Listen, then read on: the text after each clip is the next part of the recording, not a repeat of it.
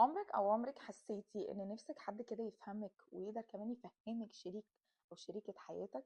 حد يسمع لك، يفهم دماغك، يحافظ على أسرارك ويقولك الجمل الصح في الوقت اللي فعلا أنت محتاجه.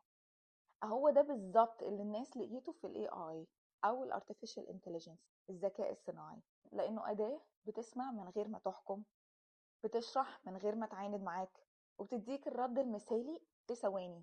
وللأسف في ناس بقت بتحس إن ال AI بقى بيعوضهم عن شريك حياتهم أو شريكة حياتهم.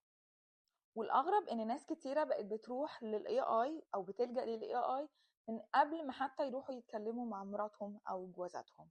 وده اللي خلى الموضوع مثير جدا وخطير جدا. طب تفتكروا هو فعلا ال AI ممكن يصلح علاقات، وخاصة العلاقات الزوجية؟ من وجهة نظري بس هو في حدود، لان ال AI فيه كتير مميزات ممكن تساعدنا. ال AI ممكن يساعدك او يساعدك انك تقدر تعبر او تعبري عن نفسك احسن. اتنين، تقدري تفهمي اكتر شريك حياتك وتلاقي حد يقدر يديكي نصايح. ال AI ساعات ممكن يقدر يهدي خناقات لو شرحت له ان في مشكلة. ال AI ودي ميزة احنا اللي بنعملها في نفسنا، بس هو لما بنروح نلجأ لل AI احنا معناه ان احنا بندي نفسنا فرصة ان احنا نفكر في الموضوع قبل ما ندخل ونهاجم. وال AI كمان هيقدر يساعدك او تساعدك ازاي تقدروا تتكلموا بطريقة اوضح واهدى. خلوا بالكم انا مش مع ال AI على طول، ال AI برضو له عيوب.